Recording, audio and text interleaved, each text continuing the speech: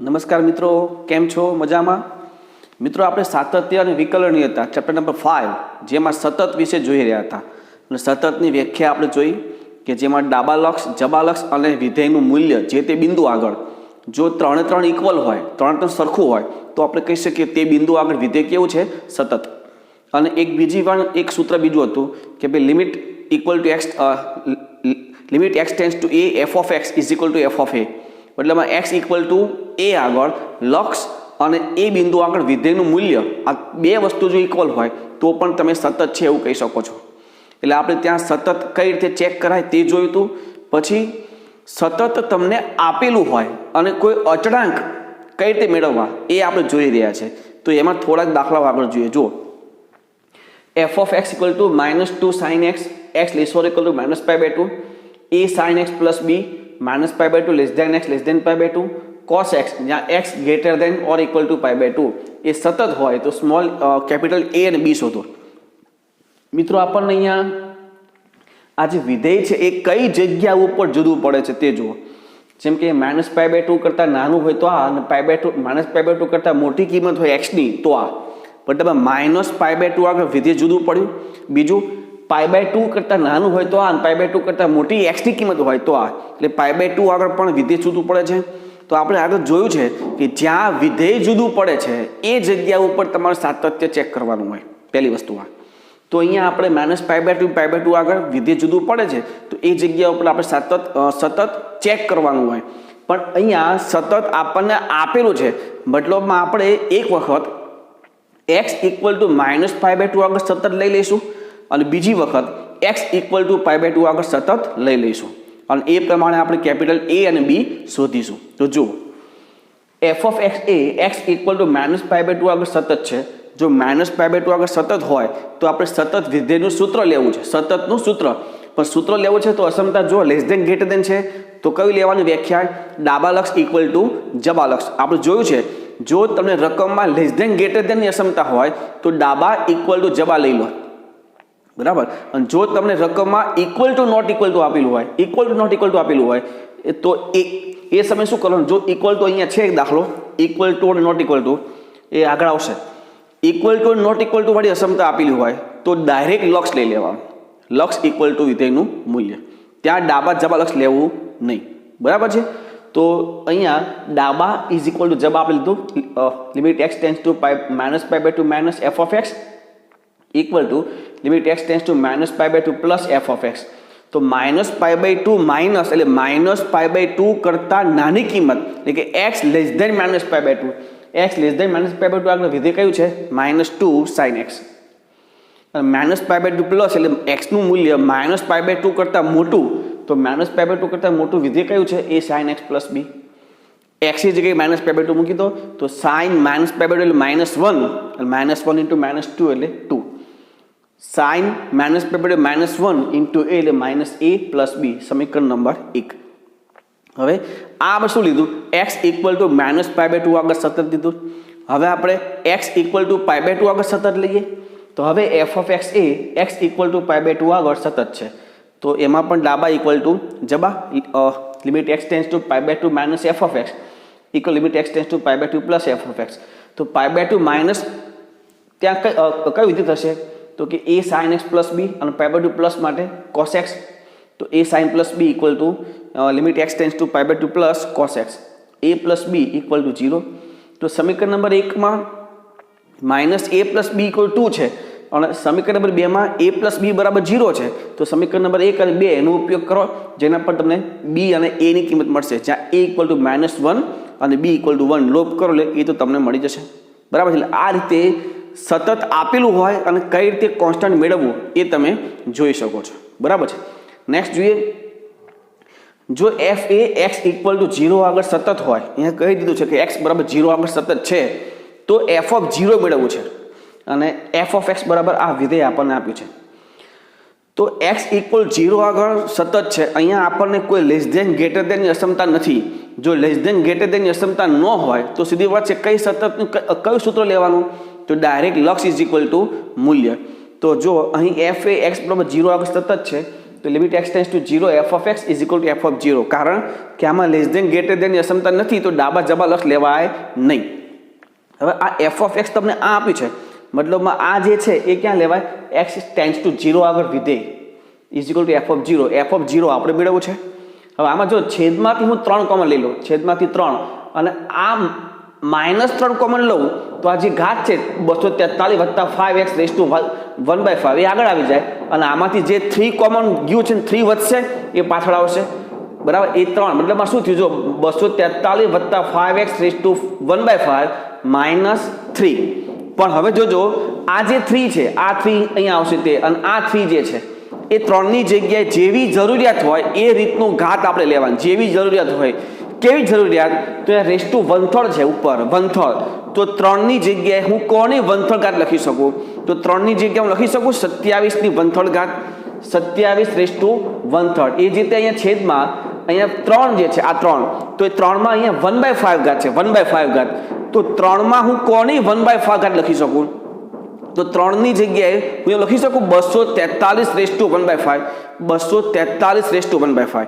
તો મિત્રો આ રીતે જેવી ઘાતની જરૂરિયાત છે એ ઘાતમાં એને કન્વર્ટ કરવું પડે.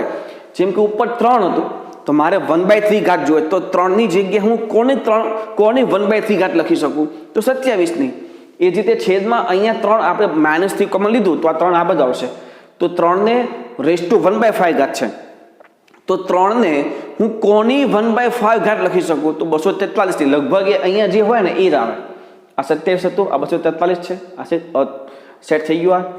હવે મિત્રો આપણી પાસે લક્ષમાં એક સૂત્ર હતું, બરાબર છે. લક્ષમાં જે સૂત્ર હતું ઘાતવાળું, ઘાતનું સૂત્ર x raise to n minus a raise to n upon x minus a, limit x tends to a x raise to n minus a raise to n upon x minus a equal to અચળ પદની ઘાત આગળ અને એના ઘાતમાં એકનો ઘટાડો. એ સૂત્ર અહીંયા જો લાગુ પડવું હોય તો બંને ઘાત તો સરખી છે, તો છેદમાં મારે શું જોઈશે? 27 - 2x - 27, જે અહીંયા આપણે ભાગી દીધું છે. જો આને ભાગીએ તો છેદમાં શું વધે? -2x, તો -2x આપણે લઈએ. x અહીંયા પણ જરૂર પડશે, મતલબમાં છેદ સેટ કર્યું છે. છેદ સેટ કર્યા પછી લક્ષનું સૂત્ર તો -1/3, આ -2/5, આમાં સૂત્ર આ ઘાત આગળ 1/3 આગળ 27ની 1/3 -1 -2/3, એ જ રીતે અહીંયા 1/5 આગળ 243માં 1/5 -1 એટલે -4/5 equal to f of 0.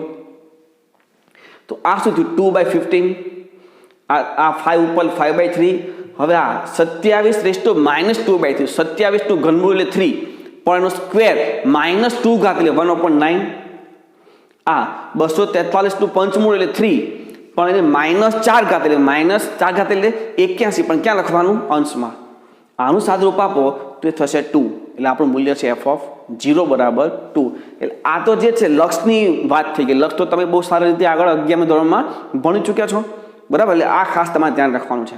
Next, f of x બરાબર x plus a root 2 sin x, જ્યાં 0 less or equal to x less than π/4, 2x cot x plus b π/4 less or equal to x less than π/2, a cos 2x minus b sin x π/2 less or equal to x less or equal to π.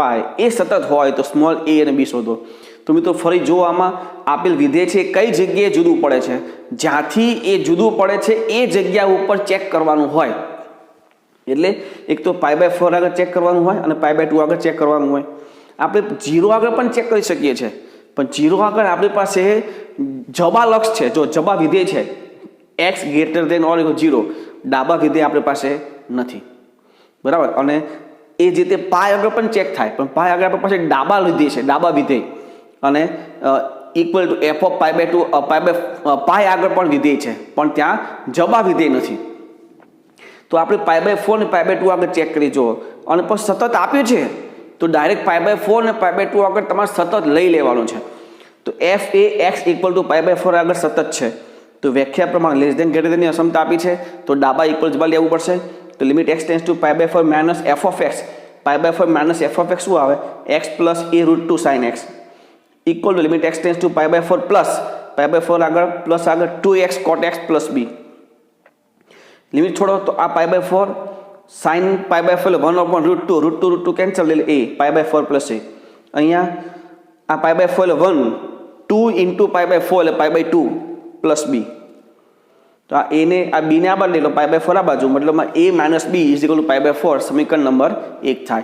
हवे ए જ રીતે આપણે ક્યાં લઈશું π/2 આગળ, તો f એ x = π/2 આગળ સતત છે, તો એમાં ડાબા અને જબા લઈ લઈએ, તો x → π/2 - π/2 માઇનસ આગળ વિધેય કયું આવે 2x cot x + b, અને જબા લખશો તો π/2 પ્લસ આગળ વિધેય કયું આવે a cos 2x - b sin x।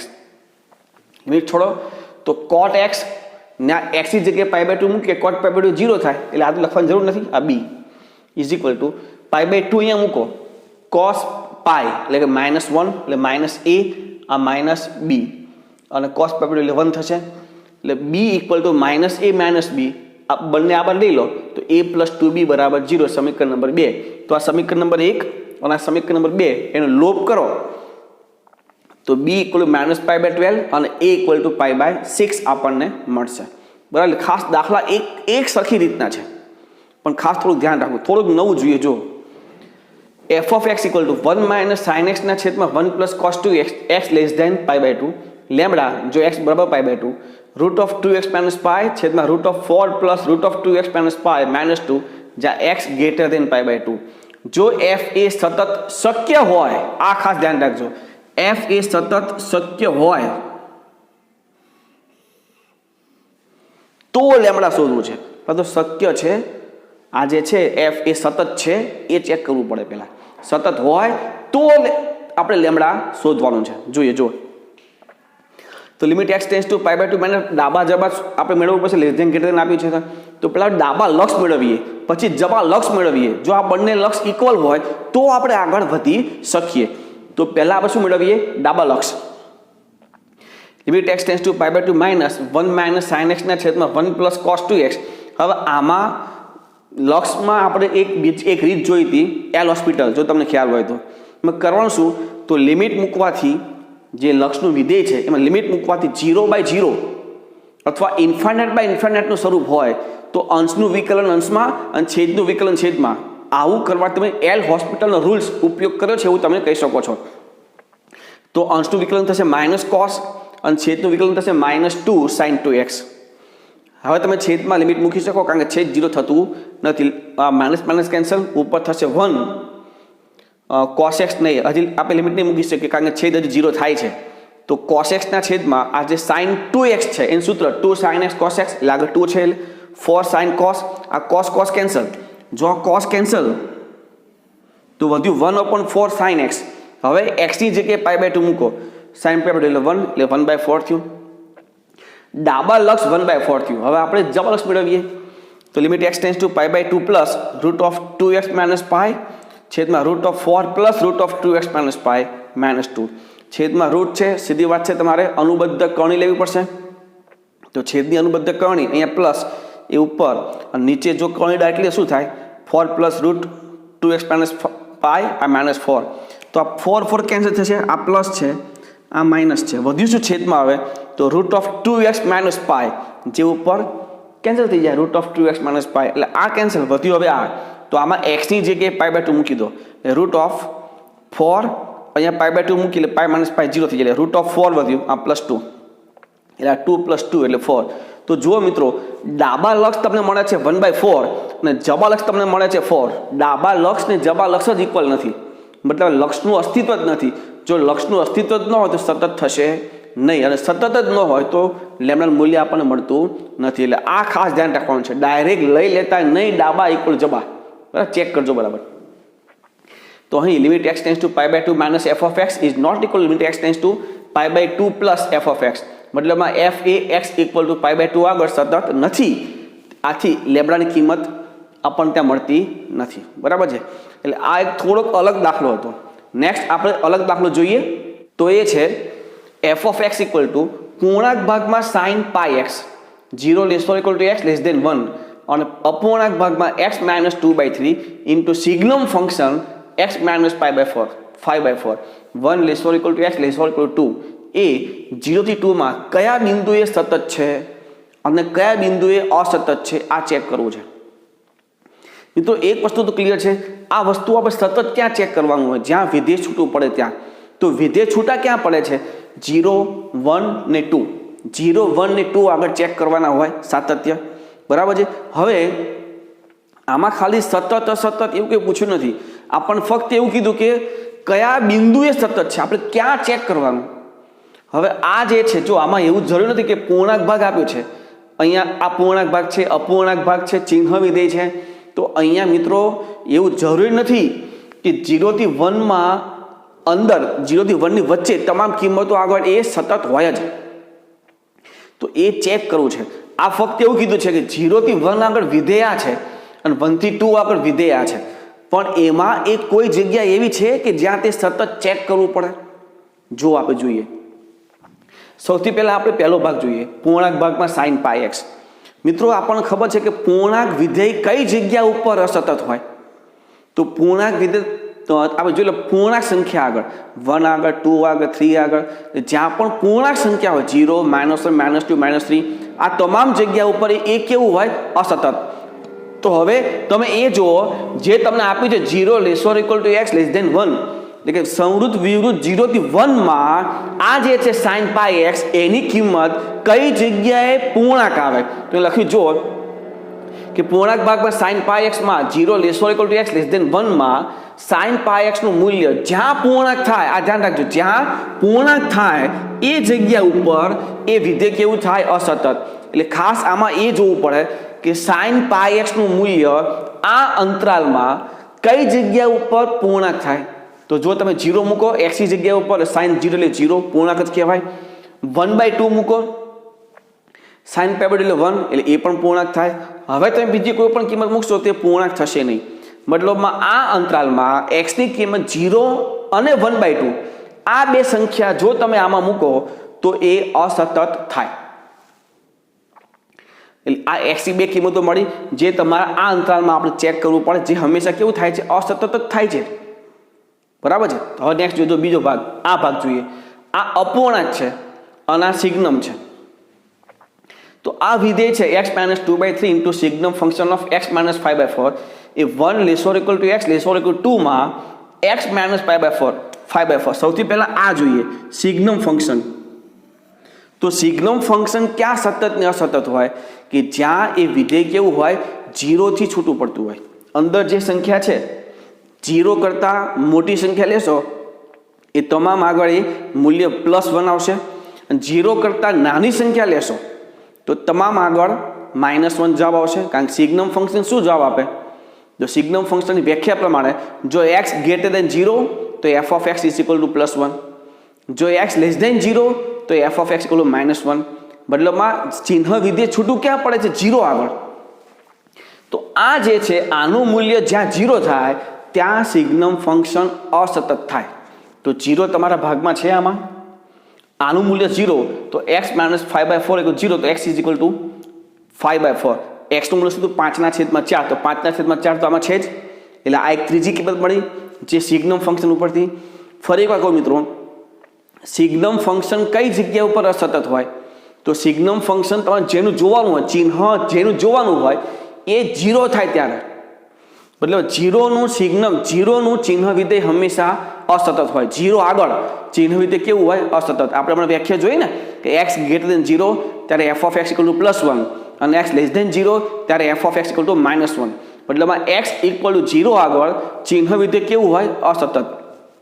તો આમાં x = 0 આગળ ચેક કરવું હોય તો આનું મૂલ્ય 0 થવું જોઈએ, x - 5/4 શું થવું જોઈએ 0, તો x - 5/4 = 0, મતલબમાં x = 5/4 આ એક વસ્તુ થયું ચિહ્ન વિધેય પરથી। હવે અપૂર્ણાંક સંખ્યા આગળ, તો અપૂર્ણાંકમાં તમને ખબર જ છે આ જે છે x - 2/3 એને શું લખાય x - 2/3 માઇનસ પૂર્ણાંક ભાગ x - 2/3 લખાય ને, આવું ફ્રેક્શનલ ફંક્શનને આપણે પૂર્ણાંક ભાગમાં ટ્રાન્સફર કરી શકીએ છીએ, fractional function of x = x - પૂર્ણાંક ભાગ x લખાય ને આવું। તો આ x - 2/3 એ જે જગ્યા ઉપર પૂર્ણાંક થાય એ જગ્યા ઉપર આ અસતત થાય, તો x - 2/3 એ જ્યાં પૂર્ણાંક થાય ત્યાં એ શું થાય અસતત। તો x - 2/3 પૂર્ણાંક ક્યાં થાય આ અંતરાલમાં 1 થી 2માં, તો x ની જગ્યાએ તમે 5/3 મૂકો તો થાય, જો 5/3 મૂકો તો 5/3 - 2/3 3/3 એટલે 1, તો 5/3 આગળ એ કેવું થશે અસતત થશે। મતલબ કઈ કિંમતો મળી જુઓ, એક તો 0 1 ને 2 આ ત્રણ સંખ્યા આગળ તો એ અસતત થાય, ચેક કરવાનું હોય મતલબમાં. પછી એક કિંમત અહીંયા મળી 1/2, એક્સની કિંમત હાફ મળી. એટલે જોજો આ 0 અહીંયા લખાય હું 1 અને 2 જ્યાં છૂટું પડતું હોય એ જગ્યા ઉપર આપણે લઈ શકીએ. આ તો પૂર્ણાંક ભાગ માટે છે, એ પછી વિચાર લઈશું. 0 અને હાફ એક અહીંથી મળશે, x = 5/4, અને અહીંથી આ પૂર્ણાંક ક્યાં થાય તો 5/3 આગળ. તો જો f of x A x = 0, 1/2, 1 આગળ છૂટું પડ્યું છે એટલે 1, 5/4 અહીંથી મળશે અને 5/3 અહીંથી મળશે અને 2 આગળ એ છૂટું પડે છે 2. આ તમામ જગ્યા ઉપર એ સતતથી આપણે ચેક કરવું પડે. પણ આમાં 0 અને 2 એ તો બાઉન્ડ્રી છે, એ તો આપણે લેવાની થતી નથી. તો therefore f of x A x = half, 1, 5/4 ને 5/3 આગળ એ કેવું થાય છે અસતત. મતલબ બીજા તમામ બિંદુઓ આગળ કેવું થાય એ સતત થશે. આ સિવાયના બિંદુઓ આગળ f એ સતત થાય. આ દાખલો ખાસ ધ્યાન રાખવું, JEE માં પૂછાયેલો છે, બરાબર છે. અહીં એક નોંધ છે, જો f અને g સતત હોય તો FOG અને GOF સતત હોય જ, બરાબર. ધારો કે f અને g સતત છે, હું તમને એક આપણું ઉદાહરણ લઈએ કે ભાઈ cos x અને sin x, cos x અને 2x, cos x અને 2x આ બે વિધેય છે. તો cos x ત્રિકોણમિતિ વિધેય સતત, 2x એ પણ સતત, તો એનું સંયોજન cos 2x અથવા 2 cos x આ બંને કેવા થાય સતત. તો પણ ત્યાં કઈ રીતે ચેક કરવું? ધારો કે આપણને પૂછે cos 2x સતત કે અસતત, તો cos 2x એ કઈ રીતે ખબર પડે સતત કે અસતત? તો cos 2x માં આપણે વિચારવાનું કે cos 2x એ કોનું સંયોજન છે? તો cos x નું અને 2x નું. જો cos x અને 2x બંને સતત તો cos 2x સતત. ધારો કે આપણને પૂછે કે માનાંકમાં cos 2x, તો માનાંકમાં cos 2x એ કોનું સંયોજન છે? તો કે cos 2x નું અને માનાંકનું. તો cos 2x પણ સતત અને માનાંક પણ સતત, તો એનું સંયોજન પણ સતત થાય, બરાબર. એટલે આ ખાસ ધ્યાન રાખવાનું, નોટ આપણને બહુ કામ લાગશે, બરાબર. આરો લખી લો, આપણે આગળ જોઈએ. જો આગળ